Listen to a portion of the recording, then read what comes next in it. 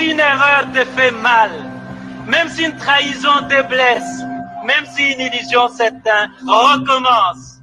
Recommence, même si la douleur te brûle les yeux, même si on ignore tes efforts, même si les larmes de l'échec coulent dans tes yeux, même si tu te sens incompris, recommence. Recommence, même si l'injustice semble toujours avoir le dessus, même si tu sens la peur au plus profond de toi, même si les autres abandonnent, même s'il faut en payer les prix, recommence. Recommence chaque jour avec patience et amour. Recommence au jour des soleils comme au jour des tempêtes. Recommence avec amour et sans jamais te décourager. Recommence pour Dieu, avec Dieu, comme Dieu. Recommence pour ton peuple, avec ton peuple.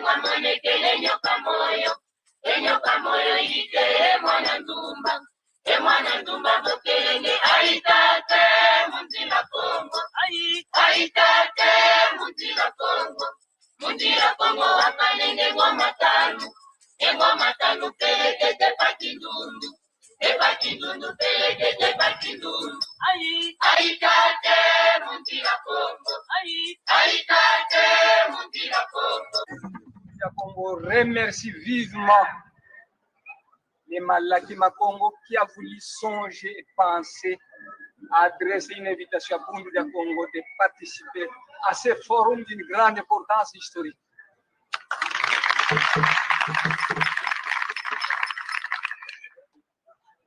Longia Congo a dit: un peuple qui perd sa langue et qui oublie sa culture ressemble à un arbre déraciné, tôt ou tard fanera.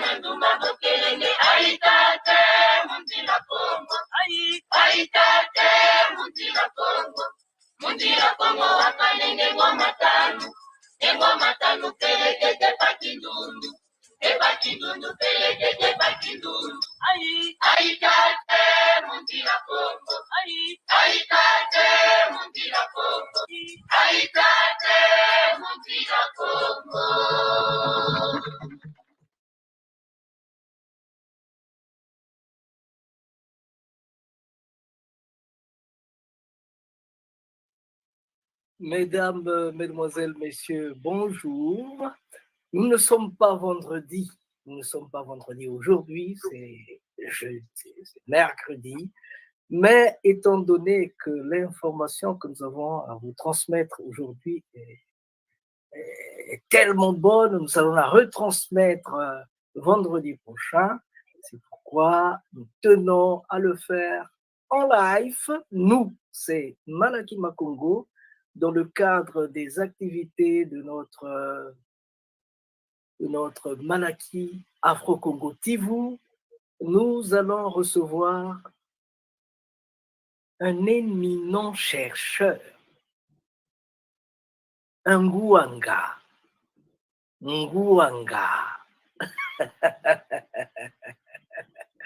Donc, nous allons recevoir un grand monsieur, il va se présenter, et voilà. Malaki Makongo, comme vous savez, cette émission, donc La Nation Congo, cette émission, La Nation Congo, est présentée tous les vendredis par Masengo Mambongolo, votre humble serviteur. Et nous, dans le cadre de Malaki Makongo, nous avons travaillé sur les racines de la culture africaine en Afrique. Nous avons travaillé pendant beaucoup d'années, une trentaine d'années, sur les racines de la culture Congo dans les Amériques, je dis bien dans les Amériques. Et là, on est en train de regarder de l'autre côté de l'Afrique, c'est-à-dire dans l'océan Indien, pour voir s'il y a des racines Congo dans cet espace du monde, l'océan Indien, plus précisément dans les terres mahoraises. Notre invité va nous donner beaucoup plus de précision. Donc, nous allons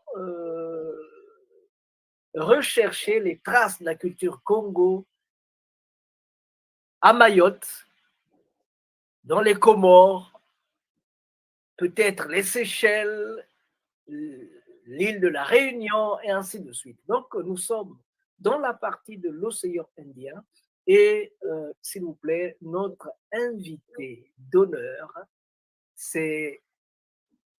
il va se présenter. Salut, monsieur. Mbote. Bonsoir, monsieur Mastingo. Bonsoir à tous les auditeurs qui nous suivent en direct ou qui nous suivront vendredi prochain. Voilà, présentez-vous parce que tout le monde veut savoir qui vous êtes. Merci de me donner cette occasion de me présenter et surtout de présenter les travaux que j'effectue au niveau de Mayotte. Alors, pour commencer, je suis monsieur Nzingoula Richard, né au Congo-Brazzaville, du groupe linguistique Congo, et on donnera les précisions de cela. Hein. Et sinon, j'habite dans l'océan Indien, en tout cas dans la zone océan Indien depuis 2005. À la suite d'une affectation. Hein. J'ai travaillé en tant qu'enseignant et conseiller principal d'éducation dans les lycées et collèges de l'Île-de-France. Depuis, j'ai eu le domicile par ici, où je suis aussi en même temps formateur et chargé de mission dans le cadre de mon travail d'enseignant.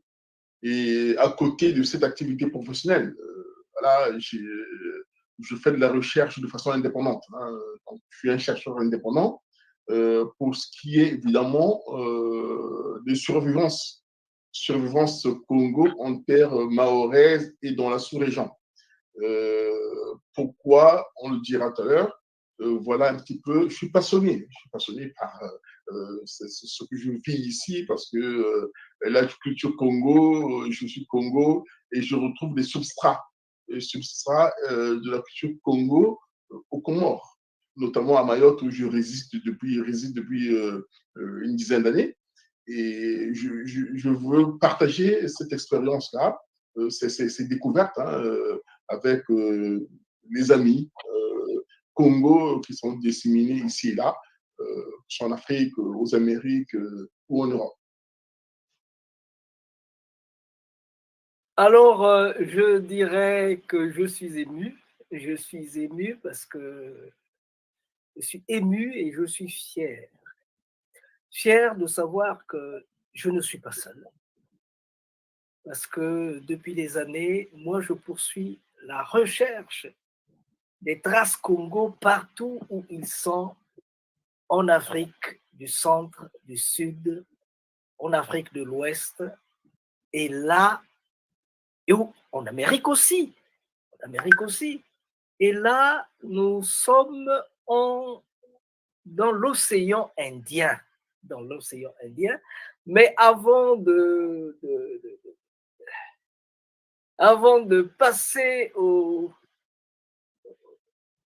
grand régime, avant de passer aux choses fortes, j'aimerais d'abord qu'on parle de cet homme-là qui est devant nous. Qu'on parle de cet homme qui est devant nous. Parler de cet homme, il faut commencer quelque part. Nous allons commencer par ici. On va parler de lui en commençant par là où on l'a surpris, là où on l'a trouvé. Et je ne sais pas s'il va... Voilà. Qu'est-ce que c'est que ça, monsieur? Dites-moi. Mais là, c'est moi en région parisienne, donc en plein hiver. Ça, c'est une photo qui remonte aux années 2000-2002. Voilà, j'étais encore en région parisienne, sous le froid. Et voilà. Avant que je quitte le froid pour aller à La Réunion dans un premier temps et ensuite à Mayotte. Bon, avant la Réunion, avant Mayotte, avant Paris, vous étiez au Congo. Parlez-nous de votre enfance, parlez-nous de ce que vous avez fait jusqu'à arriver à ce point-là. Oui, et tout à fait. Donc, moi, je suis né à Brazzaville, au quartier Mungali, où j'ai fait toute ma scolarité jusqu'au collège. Au collège, j'allais donc l'école primaire. J'ai fait l'école primaire à l'école primaire des Trois Martyrs. C'est à Mungali. Ensuite, je suis allé au collège, au CEG 8 février, donc ancienne ex-Sainte-Thérèse, à côté de l'église Sainte-Anne. La basilique ou l'église, je ne sais plus si c'est une basilique ou une église. Donc, j'ai fait mon brevet là-bas. Après le brevet, j'ai intégré le lycée technique du 1er mai, où j'ai fait une série E. Donc, la série E, série mathématiques et techniques. On faisait donc plutôt le bac C, sans la biologie. Et à côté de la biologie, il y avait toutes les disciplines techniques.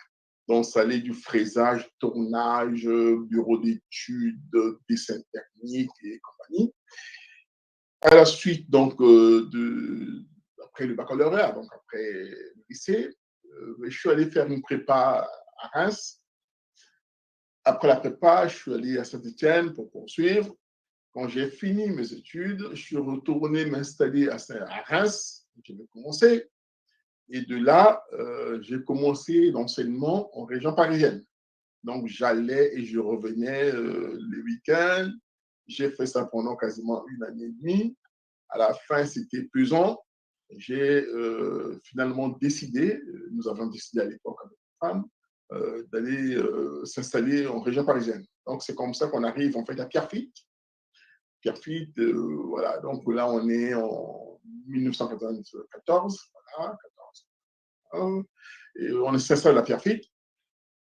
On va y rester jusqu'en 2005. Voilà. Et après 2005, nous voilà en direction de la Réunion.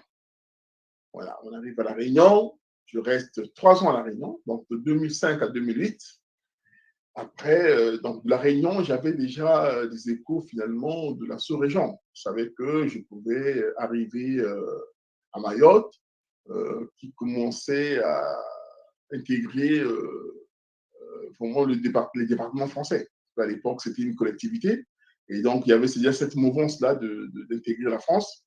Et moi, je suis venu en 2008 et Mayotte est passé département en 2011. Donc, j'étais présent à Mayotte lorsqu'ils sont basculés de la collectivité vers en fait, avec le statut de département. Et cela jusqu'en 2012. Et à l'époque, on ne pouvait pas faire plus de 4 ans. C'est-à-dire qu'au bout de 4 ans, le contrat, il fallait retourner, aller ailleurs ou retourner dans son académie d'origine. Voilà comment je reviens finalement sur La Réunion pour y effectuer mon service encore pendant 3 ans. Et en 2015, entre-temps, la loi a changé, c'est-à-dire qu'après 2015, on pouvait s'installer à Vitam et Taram à Mayotte. Donc, depuis 2015, je suis et j'habite à Mayotte jusqu'à présent. Ok. Donc voilà un petit peu mon parcours au niveau de l'océan Indien, département de l'océan Indien, département français. Ok. Qu'est-ce qu'ils ont autour du cou? C'est quoi? Alors, ça, c'est un collier qu'on met autour du cou des autres qu'on reçoit. C'est-à-dire que soit dans les manifestations, genre mariage ou toute cérémonie digne de ce nom, les autres sont couronnés comme ça. On leur donne, en fait, on leur met un collier. Et ces colliers ont différents parfums et différentes valeurs. Donc, ils n'ont pas la même valeur. La valeur, en fait, est donnée par les fleurs, parce que c'est les fleurs, là, c'est les fleurs c'est les dames qui confectionnent ces colliers. Et suivant le type de fleurs qu'elles mettent pour faire le collier, c'est pas le même prix. C'est les colliers qui sont vendus. Le prix varie entre 15 € et 30 € en moyenne. Et voilà. Donc, généralement, lorsqu'on va chercher les amis à l'aéroport, on achète ces colliers-là pour leur témoigner la bienvenue en termes maorais. Donc, c'est vraiment ici un sport national. À chaque fois qu'il y a un événement, il y a une manifestation, ben, c'est érolé de couronne, pas de couronne, de collier. C'est vraiment faire preuve en fait de l'attention qu'on porte sur la personne qu'on reçoit, que ce soit les mariés ou les témoins de mariés. Voilà. Donc, dès qu'il y a un événement solennel, les dignitaires, ou en tout cas les invités de marque, on leur fait porter ce colis. Et quelle est la différence entre les deux? C'est ce que vous venez de dire là, finalement. Qu'est-ce qui est plus Oui, par valeureux? exemple, le collier qui est coloré là a été confectionné avec différentes fleurs. Donc, je ne sais pas si vous vous souvenez des bougainvilliers. Le violet là, c'est les fleurs de bougainvillier. Et puis les verts, c'est les fleurs d'autres arbustes. Hein. Il y a un peu de tout. Par contre, le blanc, lui, il est vraiment, c'est vraiment comment dire, le top. Le collier blanc, là, il est confectionné avec une variété de fleurs qu'on trouve ici. Et ces fleurs-là sont, on y vend. Hein. C'est-à-dire que les femmes, par exemple, dans les cérémonies, ou en tout cas les femmes qui ont reçu la vraie éducation mahoraise, chaque soir, lorsqu'elles ont fait le lit, saupoudrent un petit peu tout le lit avec ces fleurs-là. Voilà. Donc, c'est la fleur, vraiment, c'est la fleur. Ici, c'est vraiment dans l'océan Indien, en tout cas aux Comores, cette fleur-là est vraiment, c'est vraiment la quintessence de la fleur. C'est vraiment le top. Et croyez-moi, lorsqu'on vous met ça au cou, vous ne sentez plus rien autour de vous. Vous êtes en fait envahi par une espèce de parfum mais naturel, mais vraiment, non, même les parfums artificiels fabriqués par les grandes maisons de marque ne peuvent pas rivaliser avec ça. C'est impossible. Je vous dis ça parce que je l'ai testé. C'est vraiment pas possible. Voilà. C'est vraiment. Vous êtes parfumé. Voilà. Vous êtes auréolé de parfum. Voilà. Et naturel. Naturel. Naturel. Naturel. Ah ben ça. Et quand on voit les sommes parfois dépensées pour acheter des flacons de parfum dans les magasins de luxe, et c'est parfum naturel là. Donc, c'est naturel. C'est les fleurs qui sont sélectionnées, mais vraiment qui vous apportent un bien-être comme pas possible. Vraiment, c'est impensable. Il faut le vivre pour le comprendre, en fait. Et quel est le type? Quel est le type? Quel est le?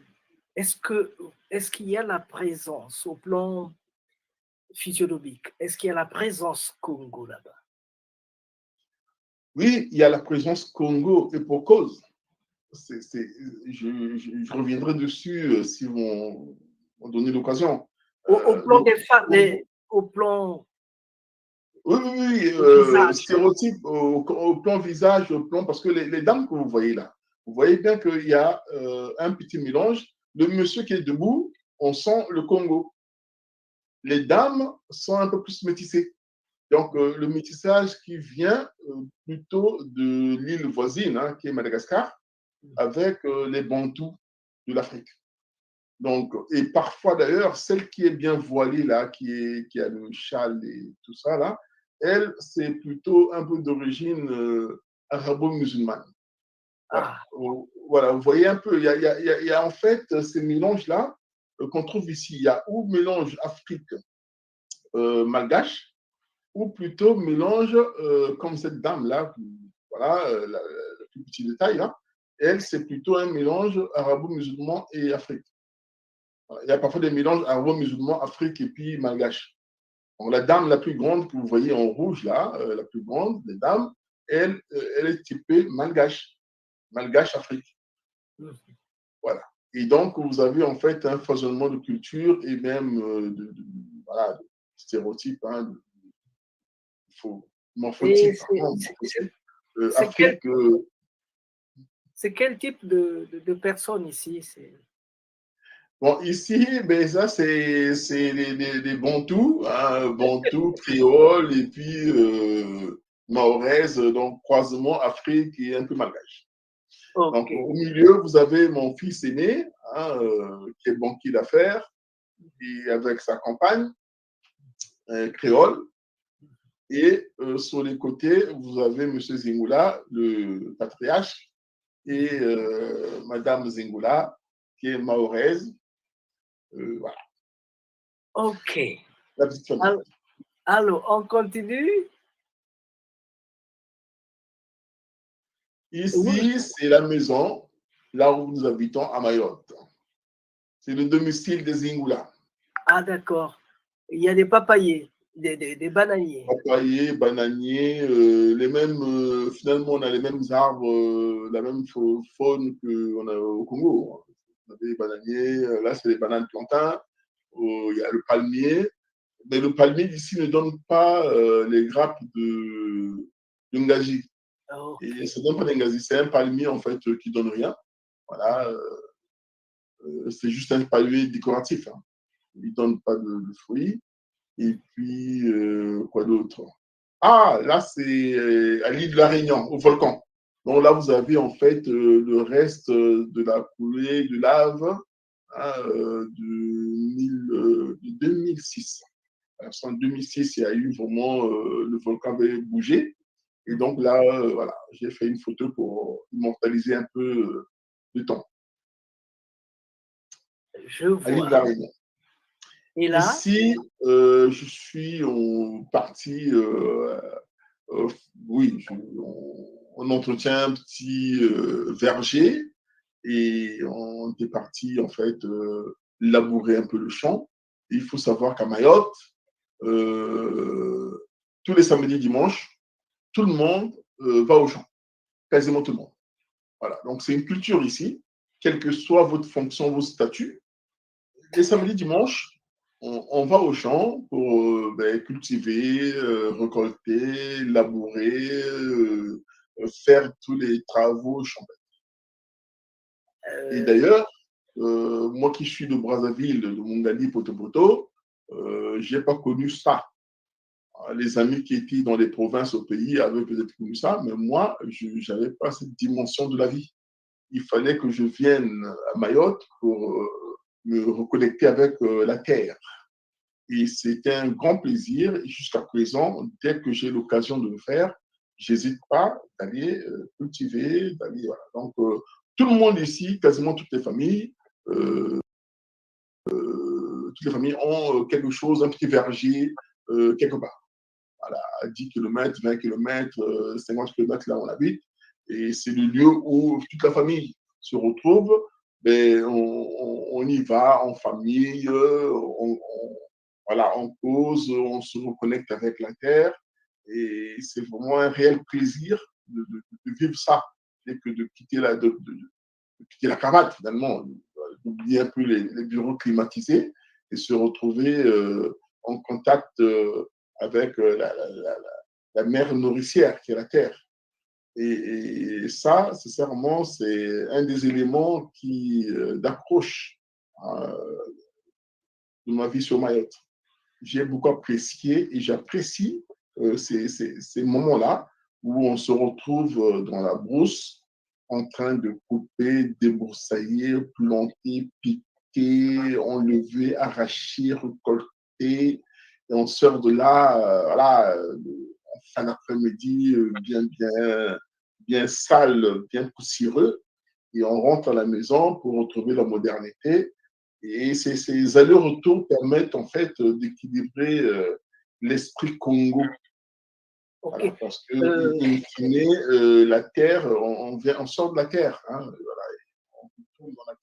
Dans nos Donc, pays, on ne le fait plus. Ça se faisait dans les temps passés, simplement parce que dans les années 71, 72, il était interdit aux fonctionnaires d'exercer une autre activité en dehors d'aller de lundi à mais vendredi. ce qui est interdit, c'est l'activité lucrative ou juste aller faire un petit champ au village? Ben, on va faire un champ, on le fait pour produire des choses et que l'on porte au marché. Et voilà, on a perdu ces valeurs-là, on les a perdues. Voilà. C'est dommage, hein? Il faut venir nous aider à les récupérer, ces valeurs. Oui, je crois que c'est ce qu'il faut faire. Ah ben oui. Alors, oh, et là, Là, c'est les sorties bateaux. Donc, il faut savoir que Mayotte, c'est un grand lagon, c'est quasiment le plus grand lagon au monde. Et une des activités touristiques à Mayotte, c'est les sorties bateaux. Et quand on fait des sorties bateaux, il y a des îlots autour de Mayotte et il y a des îlots comme ça qui sont temporels. Je m'explique. Cet îlot-là que vous voyez là, sable blanc, la journée, en tout cas, on va dire de 9h jusqu'à 17h, l'eau est partie. Et le soir, l'îlot est englouti d'eau. ah là là.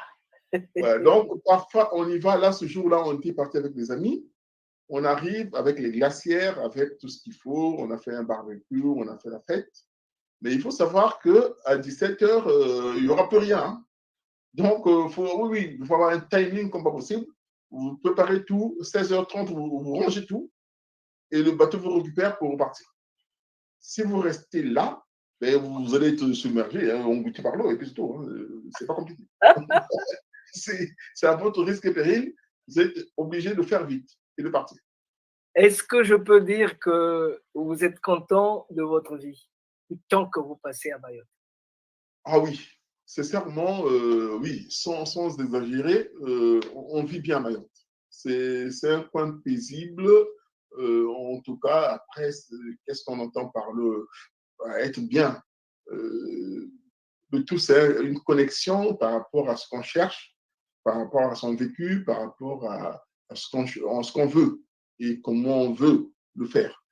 Moi, en ce qui me concerne, pour avoir retrouvé mes racines à Mayotte, ça m'a permis vraiment de m'accrocher à ce petit pays, ce petit territoire de la France qui est perdu dans l'océan Indien.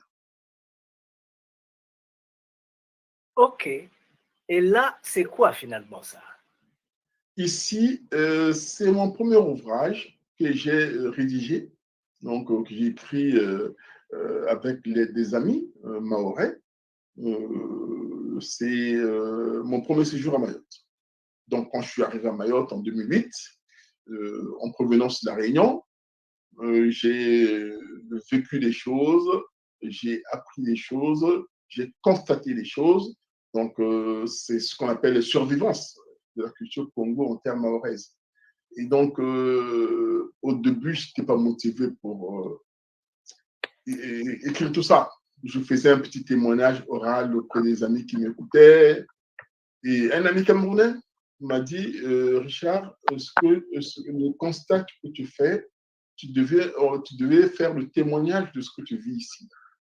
Parce que tu m'en parles tout le temps, Parce qu'à chaque fois qu'on avait un moment de libre, d'échange, je lui parlais de ce que je constatais. Et lui va me pousser à l'écriture. Il va me dire, oui, mais ce que tu me dis là, moi, je ne connais pas ta culture, mais c'est tellement fort ce que tu me dis.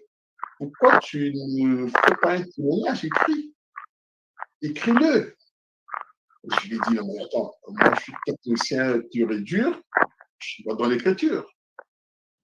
Il dit, mais attends, mais l'écriture appartient à qui? Appartient à l'écriture. Ça n'appartient à personne. Tu es technicien et alors? Ça t'empêche de témoigner? Dis-le. Lui, il va me pousser. Et à l'époque, on avait la chance, lui, aller souvent à la radio pour des interventions un peu en sociologie et tout ce que tu veux. Il va me dire, mais moi, j'ai des entrées à la télé et à la radio. Donc, si tu veux, tu viens avec moi, tu viens témoigner, tu dis ce que tu as à dire. Je dis, non, arrête, j'ai jamais été à la radio, moi. Qu'est-ce que tu veux que j'aille dire quoi? Moi, je suis professeur, ça me suffit comme ça.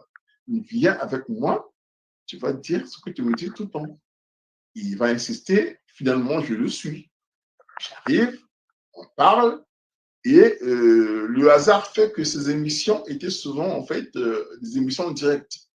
Donc, les Mahorais pouvaient intervenir pour dire un peu leurs sentiments, leurs ressentis par rapport à ce qu'on disait. Et à ma grande surprise, ce que je disais vraiment touchait le public. Les gens ont commencé à poser des questions. Mais monsieur, ce que vous dites là est vrai. Vous dites que chez vous, vous dites Ngoma, voilà, etc. etc. Moi, je n'ai jamais vu Mayotte, je ne connais pas votre pays, je viens d'arriver. Je constate que le corpus linguistique, on a vraiment le partage, de ce que vous mangez, etc., etc. Donc, je vois beaucoup de choses qui me parlent. Et donc, voilà. Ah non, d'accord. Et donc, ça fait des allers-retours. Donc, plus je parlais, plus je recevais, plus j'alimentais, et ça m'a permis de conforter, en fait, ma position d'écriture. Et finalement, le vrai déclic arrive le jour où je suis allé marcher dans mon quartier et je vais rencontrer une dame d'un âge avancé qui me demandait de l'aider à porter une charge sur la tête.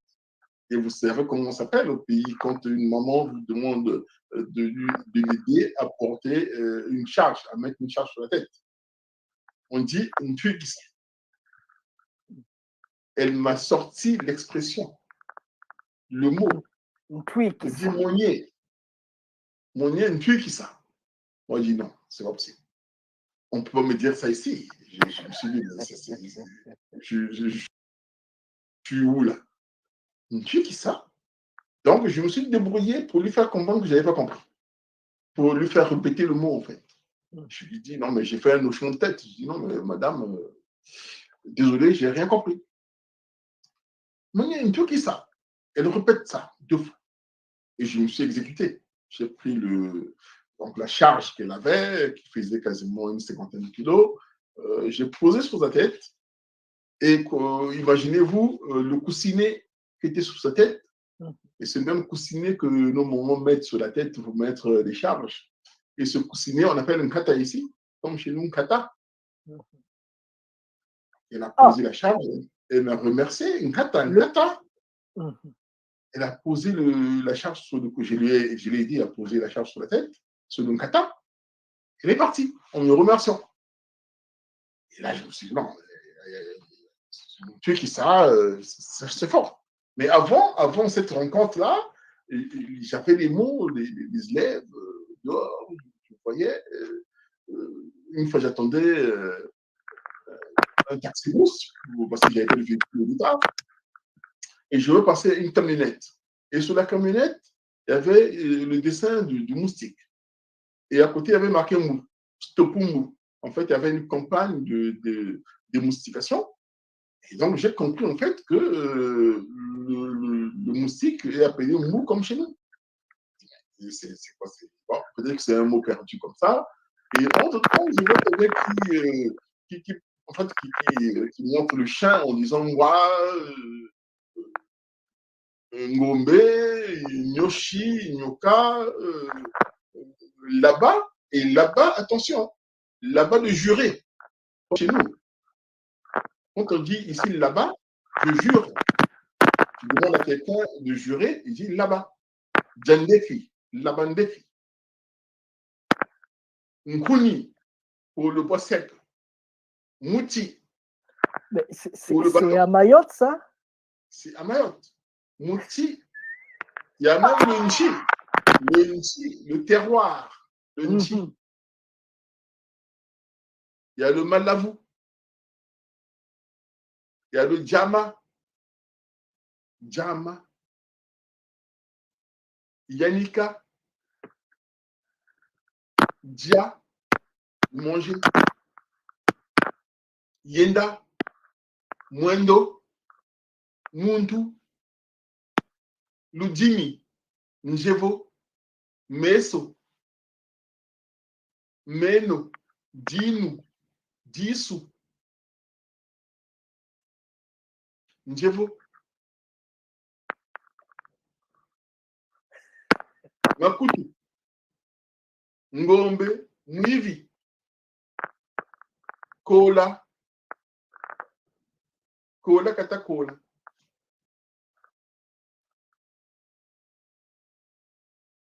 Songodia. Songodia. Songodia. De celui qui mange goulumon là. Songodia, ils ont ça. Attendez. Moi, c'est vrai qu'en fait, j'ai pas eu besoin de 1000 mots. Quand on me dit Nkuni, Nti, Songodia, Yanika, Ola, Olele, Ola, Nchiba, Muivi, Nyoshi, Mpuku, Nyoka, Mvumba, Ntsumsumbi, Ntwikisa, Soka, Soka. Il y a des mots que je ne peux même pas dire ici par décence. Il y a des mots du corps humain, des organes du corps humain. Ce sont les mêmes. Moko. Coco. La croûte de la plaie. Alors, figurez-vous, en 2010, il y a eu des experts qui sont venus ici, venus de Rouen, pour standardiser et stabiliser la langue. Puisque l'éducation nationale, depuis quelque temps, avait donné la possibilité à certains territoires français de faire un mix, d'essayer pour faire réussir les élèves, hein, faire la pédagogie en langue locale. Ça se passe en Bretagne, en Alsace et même en Corse, ou dans les dom-toms. Donc, à La Réunion, par exemple, le créole, voilà, est parfois emmené dans les classes pour aider les élèves non francophones à comprendre certains concepts. Donc, les professeurs ont la possibilité d'utiliser certains mots créoles pour faire passer le message. Ça, c'est au niveau de la loi, c'est toléré, il n'y a pas de souci. Et donc, du coup, le souci qu'on a à Mayotte, c'est pas comme le créole réunionnais ou antillais qui est déjà bien travaillé. Il y a beaucoup de discussions parce qu'à Mayotte, il y a une langue allogène qui est une langue venue de Madagascar, qu'on appelle le kibushi ici, qui est parlée par les gens des populations d'origine malgache. Donc, et à côté, donc, ils sont grosso modo estimés à 20% de locuteurs. Et les 80% restants, c'est les Bantous, donc ils parlent le Shimaoré, langue plutôt d'origine bantou. Voilà. Et du coup, il faut trouver en fait une langue finalement parlée par tout le monde. Et donc, ces équipes-là qui venaient de la métropole sont venues pour travailler sur ces langues, en tout cas la langue qui sera qualifiée de langue mahoraise pour les enseignements, surtout dans les petites sections. Il se trouve que ces travaux, ils sont vraiment des grands travaux, sauf que c'est piloté par des gens qui ne comprennent aucune langue bantou. Et ça m'a un peu offusqué. Parce que je suis allé assister à 2 jours de conférences, de ces conférences-là, pour voir un peu ce que ça retournait. Et les gens qui viennent standardiser les langues, mais aucune de ces personnes ne parle la langue. Et quelque temps après, d'ailleurs, avant le colloque, je les retrouve sur une émission, un plateau d'émission radio, où je suis invité en tant que chercheur indépendant sur les langues mahoraises, Congo et compagnie. Et eux, ils sont là en tant qu'universitaires qui viennent statuer, stabiliser, standardiser la langue mahoraise. Et donc, on se présente. Le journaliste nous demande de se présenter, on se présente en tant de table.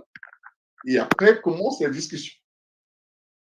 Et la magie fait que, en fait, c'est des émissions qui sont en direct. Donc, les Mahorais interviennent en direct. Ils disent, moi, on vous a tous écoutés, vous vous êtes présentés, mais on voit très mal que vous venez de la métropole, vous venez standardiser, travailler sur les langues, c'est bien. Vous venez travailler sur les langues que vous ne comprenez même pas, que vous ne parlez pas. Et nous, on préfère le monsieur qui est à côté, là, le monsieur Zemmour, qui n'est pas chercheur reconnu et universitaire, mais qui dit des choses sensées. C'est-à-dire que je dis, mais quand je prends le dictionnaire qui faisait autorité jusqu'à présent à Mayotte, le dictionnaire écrit par, enfin, un dictionnaire, c'est un lexique, hein, qu'on a aussi appelé dictionnaire, écrit par une dame qui a travaillé ici, qui était au départ psychologue, et puis bon, elle a trouvé un élément d'approche, elle a travaillé sur la langue. Le travail qu'elle a effectué, c'est un bon travail, hein, salué. Sauf que quand vous touchez la langue, vous touchez quand même à la vie des gens. Parce que la langue, c'est le vecteur d'une culture. Et qui dit culture dit comment les gens se disent bonjour, comment ils s'organisent dans la vie, comment ils s'enterrent, comment. Et ça, quand vous touchez à ça, c'est très sensible. Hein. On le voit aujourd'hui avec ce qui se passe en Ukraine. Cette guerre-là, même s'il y a l'économie au-dessus, mais on surdine, il y a beaucoup de choses cachées, y compris la langue. On a tous entendu à la télé les commentateurs dire que les Ukrainiens voulaient bannir les russophones. Ils ne voulaient pas que les gens d'origine russe parlent russe en terre ukrainienne. Donc, ça fait partie des tensions.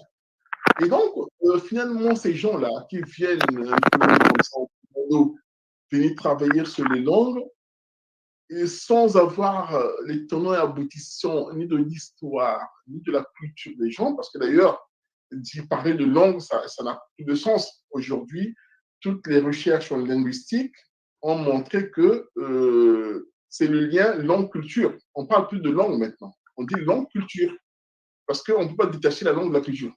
Ça n'a pas de sens.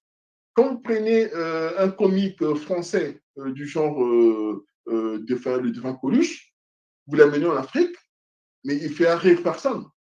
Et pourtant, c'est un bon comique. Moi, je me souviens, quand je suis arrivé en Europe, avec les amis à la fac, ils rigolaient beaucoup sur Coluche. Et moi, je pensais qu'ils se disaient vrai, c'est qu'ils ne faisaient pas semblant. Ses amis là me disaient, oh, mais il est marrant ce monsieur-là, il nous fait rire. Et moi, j'avais beau chercher dans ce Coluche-là, je ne trouvais rien de marrant. Il m'a fallu intégrer les valeurs de la culture française, c'est-à-dire comprendre la politique, les tenants aboutissants de la politique et de la sociologie française, pour rigoler sur Coluche. Ouais. Mais au début, la première, deuxième année, lorsqu'on a beau me dire qu'il est marrant, je me dis, mais qu'est-ce qu'il y a de marrant dans ce qu'il dit, quoi. Je le trouve même nullissime, quoi. Mais voilà, donc on en est, ça c'est vraiment l'illustration de quand on n'est pas dans la longue culture des gens, on ne peut pas comprendre ni interpréter les choses. Sinon, on fait une interprétation saupoudrée et qui est dénuée de sens. Et donc, pour revenir à cette dame-là qui avait fait le dictionnaire jusqu'à présent, qui faisait autorité à Mayotte, j'ai ouvert par curiosité parce que je voulais faire la même chose, j'ai été voir. Elle définit le mot mataba en disant ceci. Mataba, plat fait à base de feuilles de manioc pilées. Il se trouve qu'à Mayotte, évidemment, le sakasaka, on l'appelle mataba. Et moi, lors de ces émissions-là, je dis, vous ne mangez pas le mataba, vous mangez le sakasaka. Et j'ai dit pourquoi.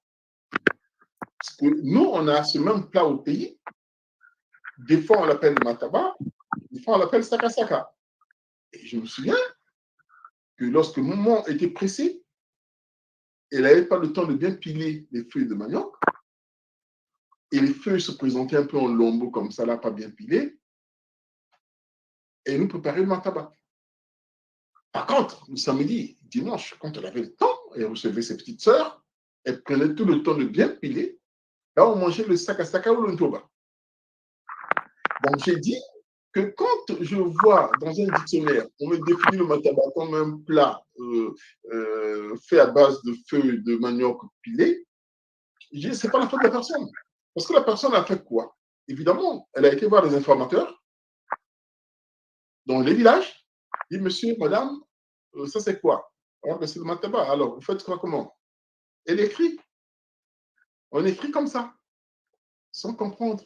Et donc, je suis allé plus loin pour dire que d'ailleurs, le mataba, c'est un adjectif qualificatif, mais qui est un mot générique à la fin. Parce que ça peut s'appliquer et aux vêtements, parce que lorsqu'on va chercher les friperies, d'ailleurs au Congo, en tout cas dans la zone Congo, lorsqu'on dit mataba, les vêtements sont parfois qualifiés de mataba, surtout les friperies. Quand vous allez au marché chercher les friperies, on ne parle pas de vêtements, on parle de mataba. Lorsque les vêtements ne sont pas lavés, sont froissés, on parle de mataba. Donc le mot mataba est utilisé quasiment à toutes les sauces où il y a vraiment tout ce qui est froissé finalement s'appelle mataba. Et ça rejoint d'ailleurs le concept de la feuille de manioc qui n'est pas bien pilée, puisque ça se présente en mataba en lambeaux. Quand je donne ce genre d'explication aux Mahorais, ils suivent. Parce que moi, je vis le mataba, je mange le mataba. Je ne l'ai pas lu dans un livre, ce n'est pas de la recherche littéraire, c'est du vécu. Et donc, on parle vrai, on ne peut pas tromper la science ni la littérature d'ailleurs. C'est que où vous vivez l'affaire, vous ne la vivez pas. Et donc, je donnais ce genre d'explication en m'appuyant sur vraiment du concret, du vécu. Et finalement, les dires trouvaient preneur. C'est-à-dire que les Mahorais étaient contents de m'entendre souvent à la radio. Et d'ailleurs, les journalistes avaient compris en fait cette petite valeur ajoutée que j'apportais à leur connaissance. Si bien que quand le livre est sorti en 2012, publié aux éditions Publibook, ça a été vraiment un succès au niveau de Mayotte. Le succès était tellement grand que j'ai été invité dans beaucoup d'établissements scolaires, collèges comme lycées, pour faire des interventions, échanger avec les élèves. J'ai même été aux Comores pour faire des conférences à l'université, faire des émissions radio-télé. Et pour revenir à Mayotte, comme on disait tout à l'heure, force est de constater que la langue, c'est le ciment d'une culture.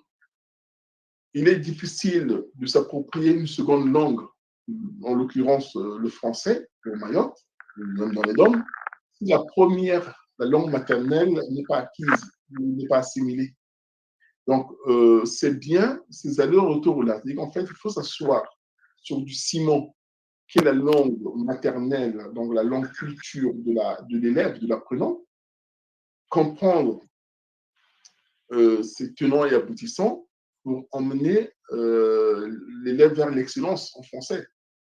Parce que moi, je pense que si vous êtes flottant dans votre culture de base, vous ne pouvez pas l'être, vous ne pouvez pas être stable, avoir les pieds sur terre lorsque vous embrassez une seconde culture. Donc, la mission ou les missions que nous donnons en tant qu'enseignants responsables, c'est de faire prendre conscience, en tout cas aux élèves, que c'est bien de bien s'approprier, enfin, il est correct et normal de d'abord s'approprier sa langue culture avant d'aller comprendre ou intégrer la langue culture qui vient d'ailleurs. En tout cas, le plaisir est grand, et ça me reconforte parce que j'ai eu les mêmes émotions dans certains pays en Amérique du Sud. Alors, comment pensez-vous, comment les Congos sont-ils arrivés dans ces zones-là, au Mayotte, Comores et ailleurs?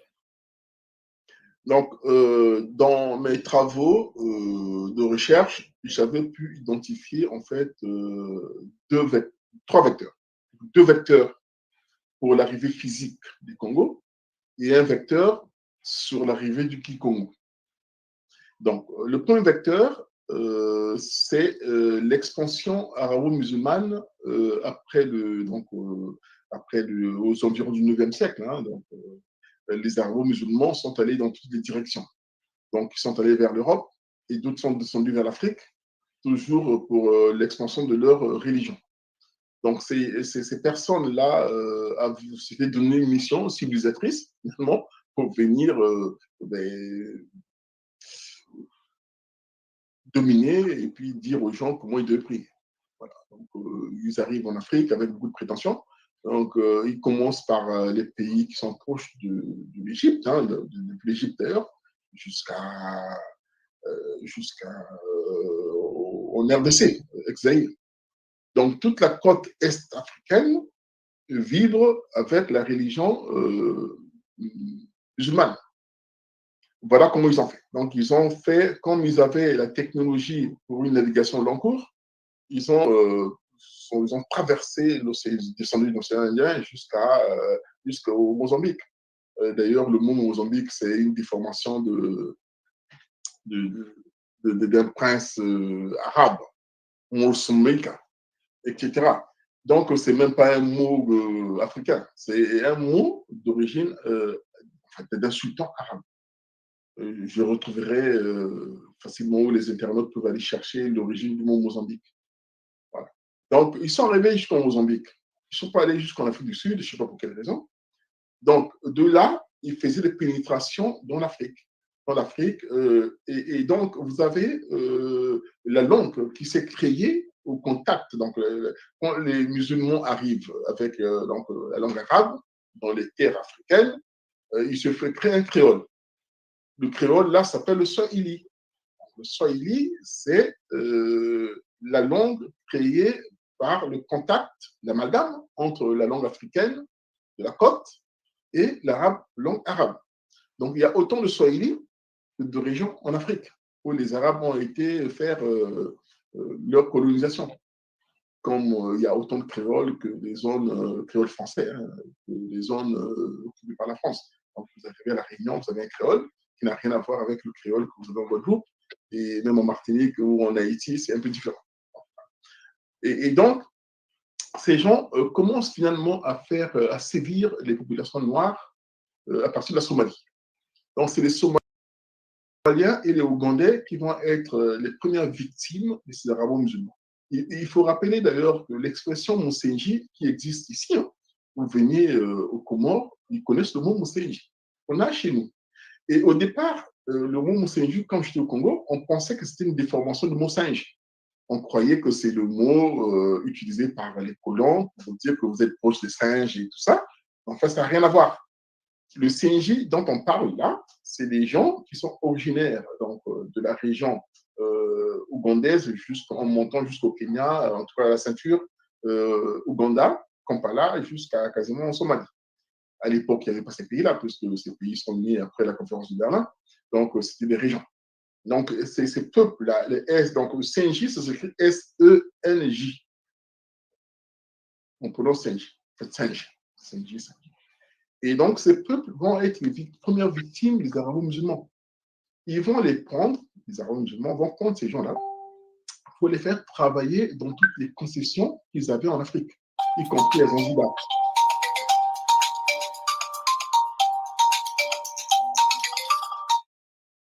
Allez-y, s'il vous plaît. Y compris à Zanzibar. Et donc, ce mot, les gens venaient. Nous, on a connu ça un petit peu lorsqu'on a fait le chemin de fer Congo-Océan. On est parti chercher, pas nous, les colons qui avaient fait faire le chemin de fer sont allés prendre les gens un peu partout, au Sénégal, au Tchad, pour venir faire le chemin de fer Congo-Océan. Et c'est comme ça qu'on a eu des Sahara, les Sahara, on appelait ça les Sahara, il y a eu des Sénégalais, des Maliens qui ont travaillé, il y a même des Béninois et les Togolais qui ont travaillé sur cette voie ferrée. en tout cas la confection de la voie ferrée. Et ensuite, ce qui va se passer, c'est quoi? Lorsqu'on arrive, les arabo-musulmans font travailler les gens qu'ils ont capturés au niveau de la région ougandaise jusqu'au Kenya. Et ils vont les mettre partout. Ils ont des plantations. À l'époque, il y avait en fait les plantations genre clous de girofle qui étaient beaucoup consommées dans les pays du Moyen-Orient. Donc, il fallait les planter. Il y avait le safran aussi qu'il fallait planter. Et donc, ils avaient besoin de la main-d'œuvre. Et comme les Africains de la terre ferme étaient très résistants, ils allaient d'abord chercher, avant que ceux-là deviennent aussi des captifs, hein, ce sont les CNJ là qui vont travailler sur les concessions de ces Arabes. Et tour à tour, les Africains des terres vont devenir aussi à leur tour finalement des esclaves déportés dans l'océan Indien et surtout en Arabie Saoudite et puis en Irak. Vous savez qu'en 91-12, lorsque la guerre d'Irak a éclaté, j'avais des amis à Paris qui me disaient, mais il y a des gens d'origine syrienne et compagnie qui me disaient, mais Richard, c'est bizarre. À la télévision, on ne voit pas d'arabe. On ne voit pas de noir, pardon. En Irak, là-bas. Mais pourquoi tu me dis ça? Je dis, mais il y a des quartiers à Bagdad de noirs africains. Il y a des quartiers entiers. On ne les a jamais vus. Ils sont des parias. C'est des gens, en fait, qu'on a parqués dans des zones comme ça, bannies, hein, de banlieues, qu'on ne voit pas. Et ça existe. Vous allez en Arabie Saoudite, encore, on les voit un petit peu quand on montre les villes d'Arabie Saoudite, vous voyez les gens, population d'origine noire. En Syrie, ils existent. En Irak, ils existent. On ne les voit jamais. Ils sont vraiment bannis. Et donc, c'est à cette période-là que les sultans ayant besoin de main-d'œuvre gratuite et servile vont faire la commande aux navigateurs pour leur amener en fait des esclaves. Et à un certain moment, les Africains commencent à s'organiser pour faire face à ces agresseurs-là, qu'ils vont créer des viviers d'esclaves dans Mayotte. Donc Mayotte fut un vivier d'esclaves.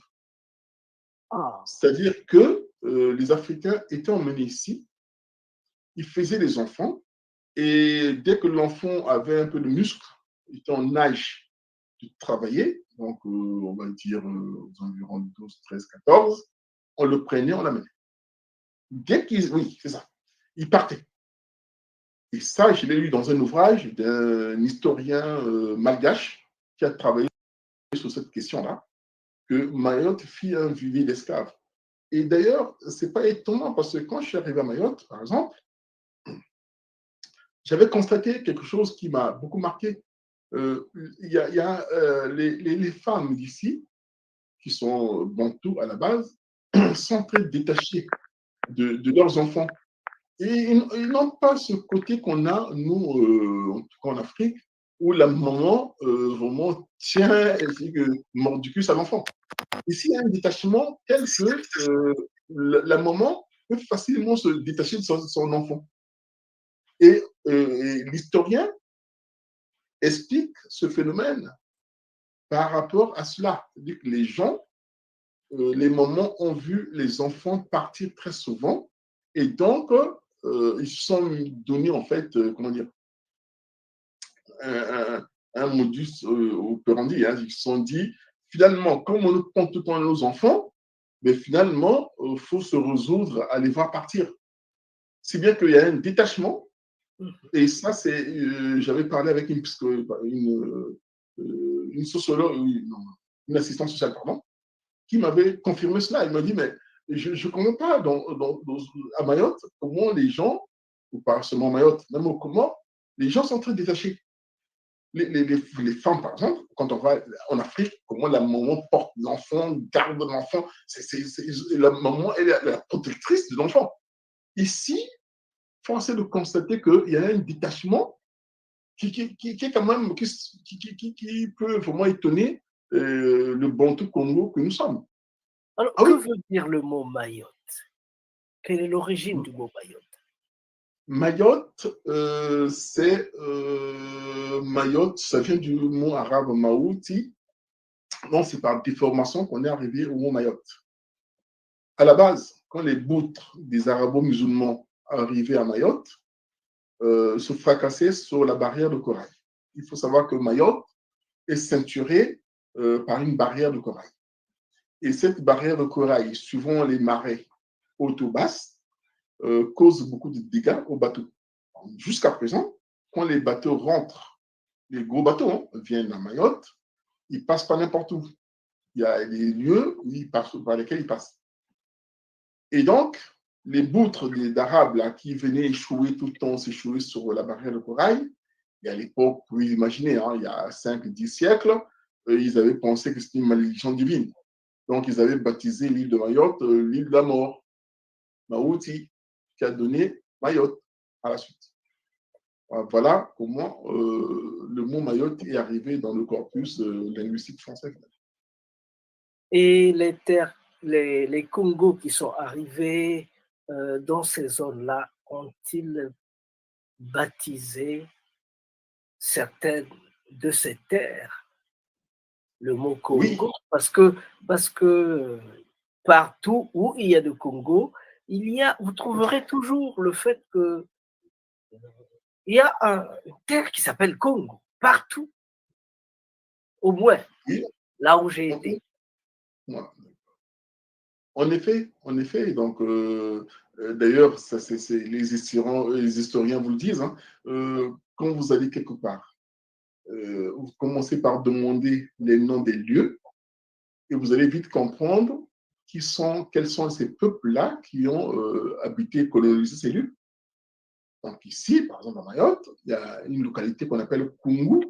En fait, d'après un historien de la place, qui est un ami, ex-maire de la même localité, il me disait que sur les cartes géographiques de Mayotte, jusque dans les années 50, cette localité portait le nom de Congo. Donc, c'est par pure magie ou un tour de passe-passe que ce Congo est passé en Kungu. Et c'est Congo, de toute façon, je ne vois pas trop bien la différence. Donc, voilà. Et je disais tout à l'heure que j'avais identifié dans le cadre de mes recherches 2 vecteurs qui ont mené les Congos ici. Donc, le premier vecteur, c'est les Arabo-musulmans qui sont allés jusqu'à Kinshasa, au RDC. C'est pour ça qu'on parle Swahili du côté Kivu. Donc, le Swahili, je répète, c'est l'amalgame entre la langue arabe et les langues africaines. Donc, voilà, et ces gens-là sont arrivés jusqu'au Congo, jusqu'à chez nous. Mais on a oublié parce que c'est tellement lointain. Et pour la preuve, c'est qu'il y a des mots qu'ils ont laissés dans notre corpus linguistique. Quand vous dites tala, quand vous dites mananasi, quand vous dites tibiriki, ça vient de birika. Birika, c'est un mot arabe. Donc, même jusqu'au Moyen-Âge, jusqu'au XVIIIe siècle, toutes les constructions en Europe se faisaient par mortier. Ils ne connaissaient pas la technique des briques. Cette technique-là, cette technologie, c'est vraiment l'apport des arabo-musulmans en Europe et en Afrique aussi. Chétoine, qui a donné le mot Satan, c'est un mot arabe. Donc, Satana, ce n'est pas français, ça vient de l'Arabie arabe. Et Mananas, nous, on n'avait pas la technologie. Donc, vous avez vu tout à l'heure comment on se parfume ici. C'est avec les fleurs. Donc, mais la spiritualité, est-ce que la spiritualité Congo est-elle présente à Mayotte? Bien évidemment. Ici, le Nganga s'appelle Nganga. Le Nganga, donc le tradit praticien, je ne sais pas comment on peut appeler ça, le Mbikuri, tout ça. Il y a des Mbikuri ici, il y a des tradis praticiens, il y a les Nganga, il y a Fundi Anyora, Fundi associé, les gens qui savent les astres, l'avenir. Tout ce qu'on a au pays, ça existe ici. Il n'y a pas de souci. Donc, il y a un syncrétisme, comme nous, on l'a vécu, on le vit au Congo. C'est qu'il y a la religion chrétienne qui est arrivée, et puis finalement, avec nos pratiques religieuses, ça a fusionné, ça fait un syncrétisme. Chez eux, ici, ce n'est pas avec la chrétienté, c'est avec l'islam. Mais en dessous, c'est comme chez nous, on va à l'église. in fine, les parents ne sont pas des vrais chrétiens convaincus. Ils font ça un peu parce que le colon est passé par là. La vraie vibration spirituelle au Congo, c'est pas l'église, c'est le Munza. Voilà. Ici, c'est pareil. Donc, vous avez les gens, ils vont à la mosquée, c'est le code, hein, ça c'est le protocole, parce que du temps de la colonisation arabo-musulmane, pour recouvrir sa liberté, il fallait évidemment aller à la mosquée. Mais n'empêche que l'esprit ici, c'est la même manifestation que chez les Congos. Donc, ils ont leur Ngunza, ils ont leur manifestation spirituelle. Le Shigoma, par exemple, que vous allez passer tout à l'heure, mais à la base, c'est une manifestation culturelle. Hein. Ce n'est pas du tam-tam en danse, non. C'est-à-dire que c'est une vraie connexion avec les esprits. Voilà. Donc, ils appellent ça Shingoma, mais c'est vraiment, quand vous suivez ça bien, moi je suis allé à ces rituels-là, vous voyez que ce n'est pas la danse au sens danse moderne, c'est vraiment une connexion spirituelle avec les aïeux, avec tout ce qu'on veut, avec la nature. Donc, vous retrouvez ça au Congo, hein, dans la culture du Congo. Nous, de notre émission. Alors, avant de vous présenter quelques pas de Chingoma, est-ce que vous pouvez nous dire 2 mots sur le livre qui venait de paraître, votre livre? Oui, merci. Ça, c'est le lexique de l'anthroponyme Congo, c'est-à-dire que dans ce lexique-là, que j'ai travaillé avec mon éditeur, M. Mawawa Makissé, qui m'a beaucoup aidé d'ailleurs, que je salue au passage, j'ai voulu rendre compte de la richesse de nos noms.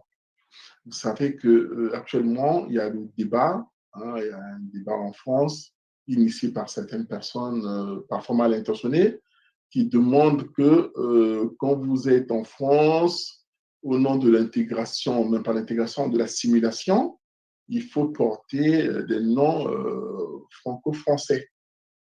Voilà, au motif que si vous portez vos origines africaines, vous ne serez pas assimilé ni intégré.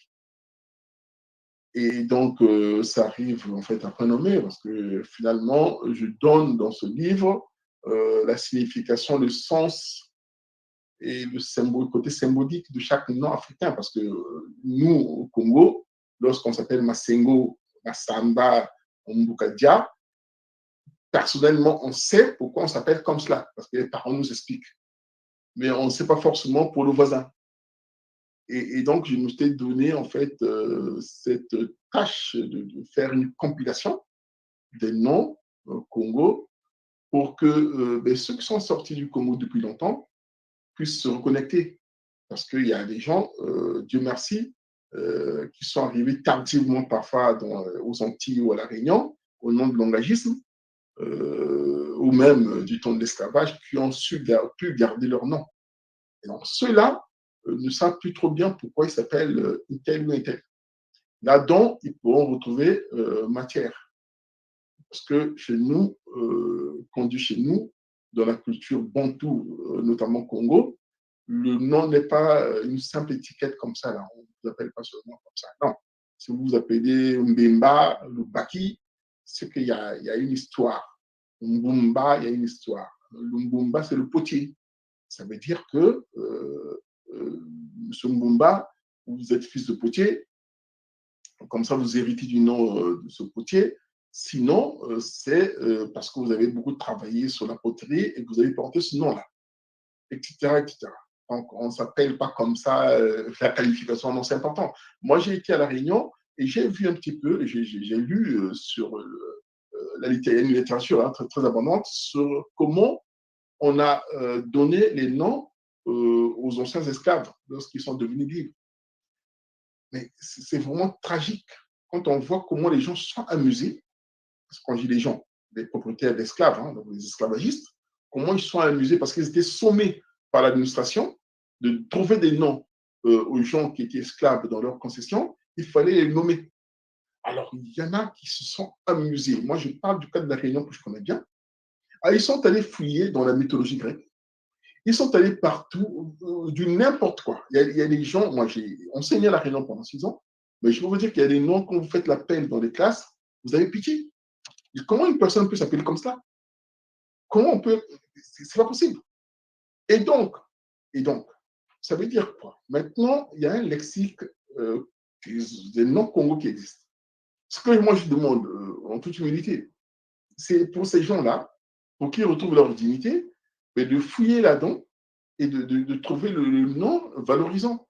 Parce que ces noms-là sont dévalorisants. Les noms donnés par les esclavagistes sont dévalorisants. Aujourd'hui, la loi en France permet aux gens de changer de nom.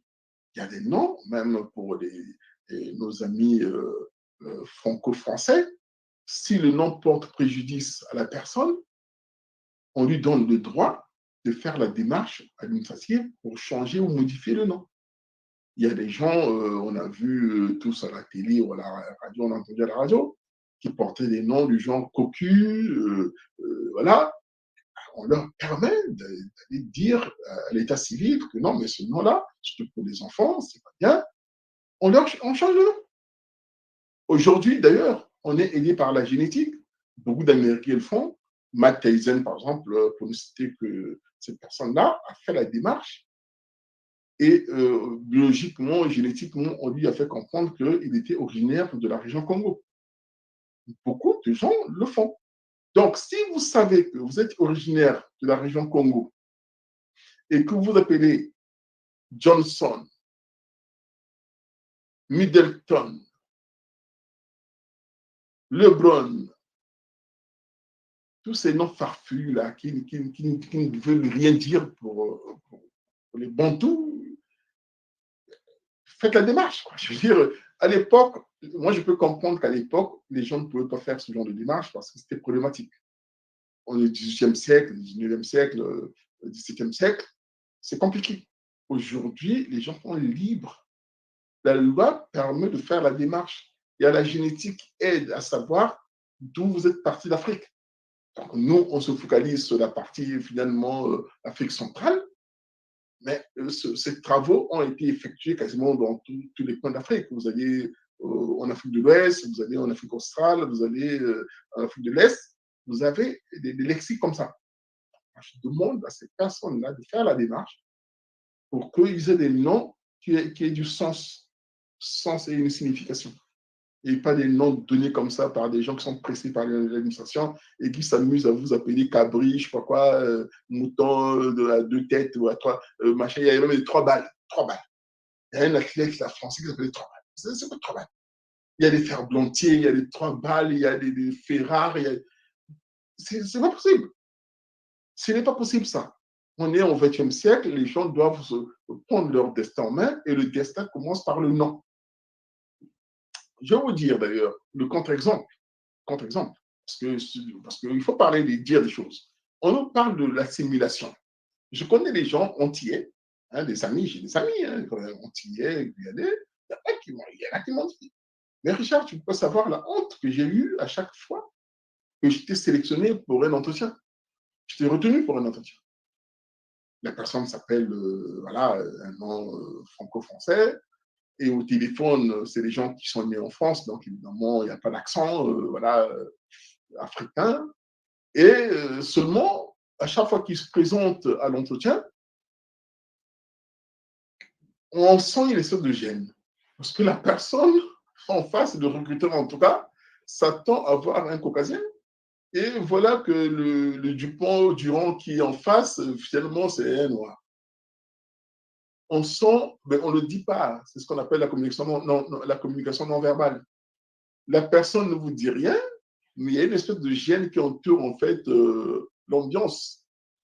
Évidemment, le protocole veut que l'entretien se passe, et ça se passe. Sauf que quand vous sortez de là, vous avez tout de suite compris que vous ne serez pas retenu. Voilà.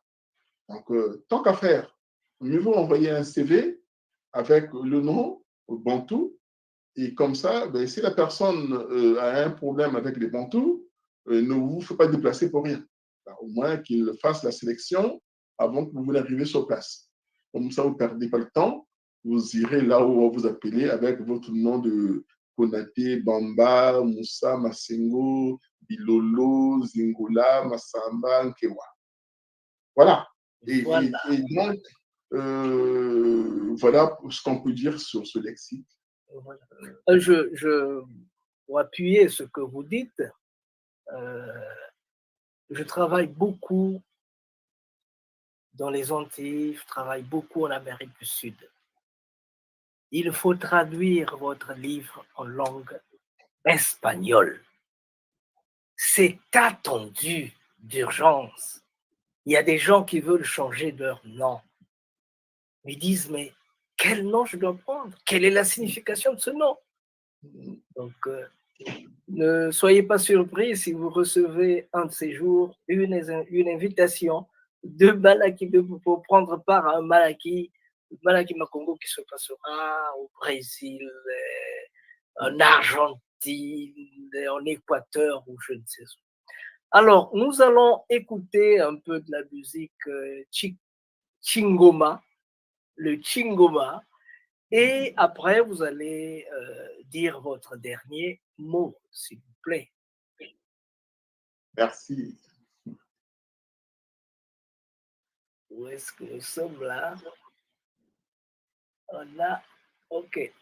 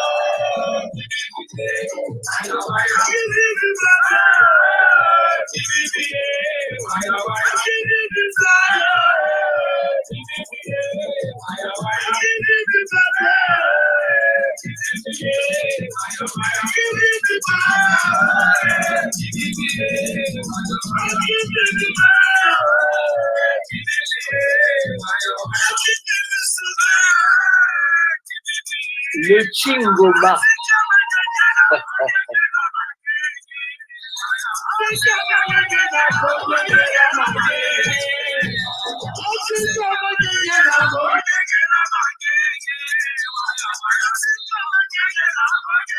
Ben, c'est du Chingoma. C'est la musique locale. Traditionnelle. Pardon? Musique traditionnelle locale. Musique traditionnelle locale. Alors, vraiment, c'était merveilleux. Votre dernier mot, monsieur Richard Nzingula. Tata Richard. Ben, le dernier mot, c'est le témoignage d'un monsieur d'un certain âge à la plage. C'est un ami à moi qui était invité à un pique-nique, donc au bord de la plage. Ici, les samedis, dimanches, quand les gens ont le temps, ils se retrouvent au bord de la plage aussi pour faire des grillades et puis partager des bons moments ensemble.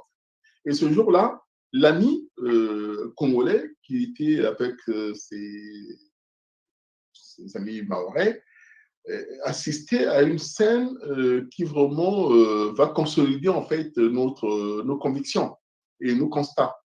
Ce jour-là, c'est une discussion entre deux jeunes de mahorais.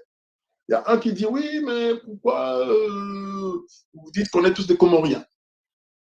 L'autre, parce que l'autre disait évidemment, nous sommes tous des Comoriens, il n'y a pas lieu de faire des problèmes aux Comoriens qui viennent ici, qu'on qualifie de clandestins, etc., etc.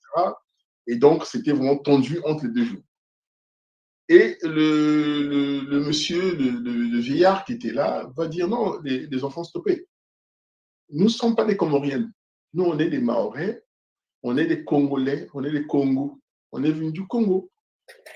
Et l'ami va tendre l'oreille pour dire un peu ce que ce monsieur-là voulait dire. Il dit non, nous, on est arrivés ici par tel billet. Il va expliquer en fait que, en tout cas, les parents nous ont toujours dit que c'était un bateau de négriers qui avait échoué sur la barrière de corail. Et finalement, comme le bateau commençait à prendre de l'eau, les négriers, soucieux de leur outil de travail, vont en fait s'atteler à colmater les brèches. Et pendant ce temps, tous les captifs, donc les captifs noirs Congo, vont descendre du bateau et s'enfuir. Ils vont fuir vers la terre ferme. Ils ne savaient pas trop bien où vous allez, mais ils se sont dit non. Comme là, il y a un problème, là, il y a un souci, nous on va partir. Et donc, tout le monde est allé en direction de la terre ferme. Voilà l'argument que ce monsieur-là, âgé, va donner à un des belligérants, finalement, donc, qui était dans la discussion, pour le calmer, pour éviter de confondre, d'après lui, les Mahorais avec les Comoriens. Évidemment, parce qu'en fait, du temps où Mayotte faisait partie du giron comorien, il faut savoir que tout était concentré en fait dans les îles d'Anjouan et des Grandes Comores.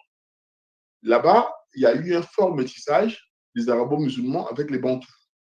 Et c'est souvent des Bantous de la côte Est, donc venus du Kenya, du Mozambique et un peu de la Somalie. Et d'ailleurs, quand vous arrivez en Jean, vous allez croiser des gens qui sont très typés maghrébins. Il y a du monde là-bas très typé maghrébin, quasiment, on va dire quoi, 40% de la population anjouanaise, donc une des trois îles des Comores aujourd'hui, c'est ça. Et donc, du temps où ils faisaient partie d'une même entité, donc Mayotte, Anjouan, Moélie et les Grandes Comores, les Mahorais étaient rejetés. Ils étaient bannis. C'est-à-dire qu'il n'y avait pas d'école à Mayotte. Tout était finalement à Moroni, en fait, aux Comores, là-bas, et puis à Moroni et à Anjouan.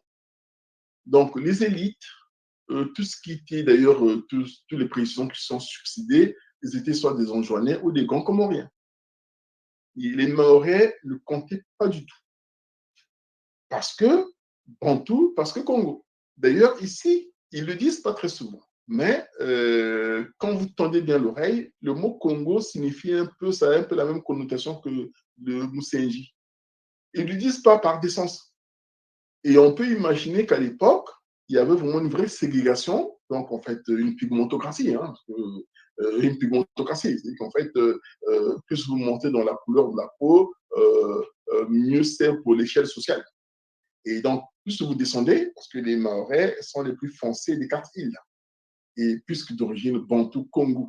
Donc, ils ont été pendant longtemps rejetés. Quand vous parlez avec les Mahorais de base, ils vous le disent. Hein. Moi, j'ai eu les témoignages des Mahorais d'ici qui m'ont dit oui, nous avons demandé à être des Français parce que vraiment, on ne pouvait plus vivre la ségrégation ou le bannissement.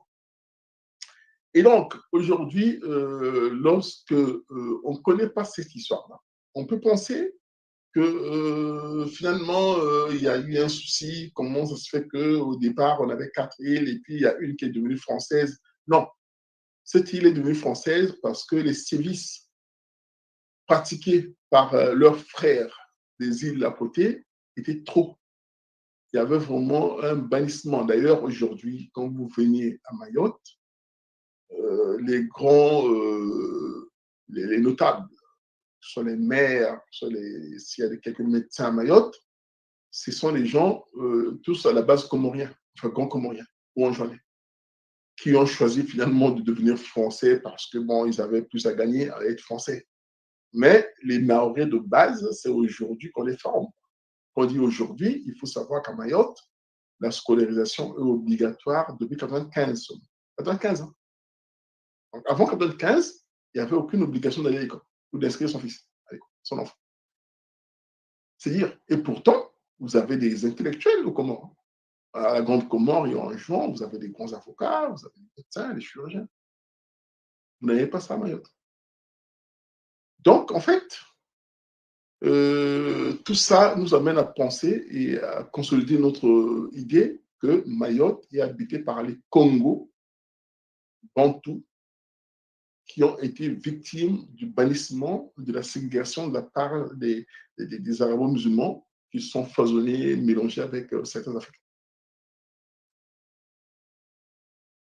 Aujourd'hui, la conscience Congo veut que tous les fils et filles Congo doivent se retrouver, où qu'ils soient. Et en passant, je salue le travail que vous effectuez à travers vos activités, vous allez aux Amériques, à aller retrouver tous nos frères qui sont partis. Ils sont partis, pas parce que nous, on avait des projets de partir. Non, on nous a mis dans des projets d'autres personnes. Et que nous, on n'a rien demandé. Et voilà qu'on se retrouve un peu ici et là. Donc aujourd'hui, moi, je salue le travail, cher ami, que tu fais. Dieu merci, on commence à regarder aussi du côté de l'Afrique, là où sont les Congos. Parce qu'avant, l'histoire qui est complètement biaisée, nous a seulement appris que les Congos étaient partis aux Amériques, alors qu'on est ici à côté. On est à côté. On est à côté. D'ailleurs, en passant, il faut savoir que Madame Césaria Evora, c'est une Congo. C'est une Congo. Pourquoi? Parce qu'en fait, ces gens-là, les Congos qu'on trouve au Cap-Vert, c'est des Congos. Quand les Anglais ont commencé, avaient intimé l'ordre d'arrêter l'esclavage, le trafic en fait, humain, les Portugais continuaient à faire ce trafic-là. Et donc, lorsqu'ils sont allés, les derniers bateaux qui sont allés prendre les Noirs Congo, le bassin Congo, Angola, Congo, Brazzaville, Gabon, lorsqu'ils avaient été tombés sur des patrouilles anglaises, parce que les Anglais faisaient des patrouilles, ils se précipitaient de lâcher ces Noirs-là au Cap-Vert. Donc voilà comment les Césariens Evora et beaucoup de Cap-Verdiens, en fait, on ne sait pas assez, on ne sait pas assez dit peut-être, ils sont d'origine Congo. Il y a une des chansons où Césarien Evora dit Angola, Angola, j'oublie un peu l'air de la chanson. En fait, il le dit, il vient d'Angola. Quand on regarde bien la défunte Césarien Evora, on voit que c'est une femme Congo. Ça pas de doute. Et donc, même au Cap-Vert, il faut y aller. Il faut y aller au Cap-Vert, c'est le Congo. Ces gens-là, cette histoire est bien documentée. Hein. Quand les Anglais faisaient la guerre aux Français, continuaient l'esclavage et aux Portugais. Et donc, ici à Mayotte, vous avez d'ailleurs des témoignages des gens qui vous disent oh, mais nous, on était tenus de voir les Blancs taper les Blancs. Les Anglais ont tabassé les Français ici à Mayotte, au XVIIIe siècle.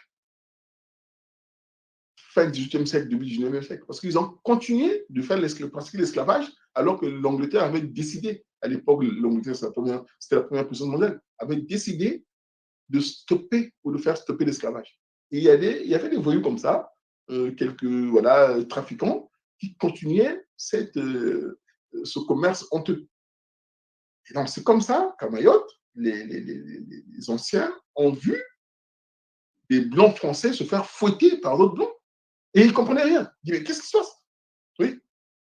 Donc, au Cap-Vert, ça s'est passé comme ça aussi. Et quand les Portugais étaient pris en flagrant délit, ils se sont fait tabasser. Et donc, dans la foulée et dans la précipitation, ils laissaient les bateaux là. Et puis, les captifs se sont retrouvés sur la terre ferme. Et ils sont installés là finalement. Et puis après, c'est parti. Voilà. Donc, ce travail, cher ami, est immense. On doit le faire pour mémoire et puis pour redonner la dignité à ceux qui ont été victimes de ce trafic honteux. Mais voilà, c'est mon mot de la fin.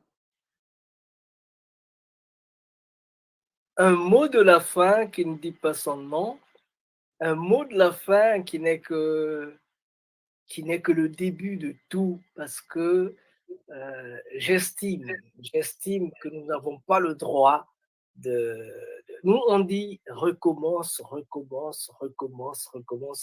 C'était donc un grand plaisir de vous avoir reçu, Tata Richard Nzingula. C'est un grand plaisir et je pense que ce n'est qu'un début, parce que ce que nous avons commencé, comme vous avez bien su le dire, ce que nous avons commencé est important et c'est attendu dans beaucoup de points de la Terre. Voilà. Nous allons nous arrêter là. En remerciant. Merci, le plaisir est partagé. En tout cas, nous nous arrêtons là en remerciant Tata Nzingula et nous estimons nous retrouver dans les jours prochains pour continuer ce que nous avons commencé, parce que chez nous on dit recommence. Recommence, même si tu sens la fatigue, même si une erreur te fait mal, même si une trahison te blesse, même si une illusion s'éteint, recommence, même si la douleur te brûle les yeux, même si on ignore tes efforts, même si les larmes de l'échec coulent dans tes yeux, même si tu te sens incompris, recommence, même si l'injustice semble toujours avoir le dessus, même si tu sens la peur au plus profond de toi, même si les autres abandonnent, même s'il faut en payer les prix, recommence chaque jour avec patience et amour, recommence au jour des soleils, comme au jour des tempêtes. Recommence avec amour et sans jamais te décourager. Recommence pour Dieu, avec Dieu, comme Dieu. Recommence pour ton peuple, avec ton peuple. Nous avons donc terminé notre émission de ce soir. Nous, c'est Malaki Makongo. Nous avons aujourd'hui reçu un grand chercheur d'Atanzingula qui nous a parlé des survivances de la culture Congo, de la langue de la culture Congo dans l'océan Indien. Voilà. Je disais que nous sommes Malaki Makongo. Notre émission, c'est La Nation Congo, qui normalement passe tous les vendredis. Aujourd'hui, spécialement, nous avons voulu le faire aujourd'hui de telle manière que vendredi, tout soit OK. Alors, nous avons terminé. Moi, c'est le prince de Nsundi, Masengo Babongolo. Merci beaucoup. Merci. À nous revoir prochainement dans le cadre des activités de Malaki Afro-Congo TV. Terminé.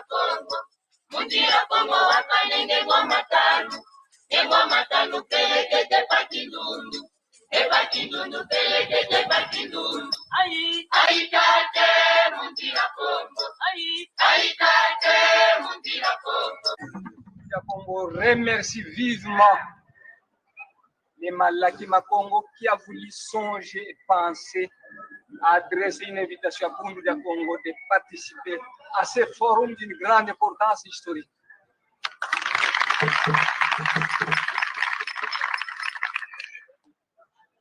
Longia Congo a dit un peuple qui perd sa langue et qui oublie sa culture ressemble à un arbre déraciné, tôt ou tard fanera.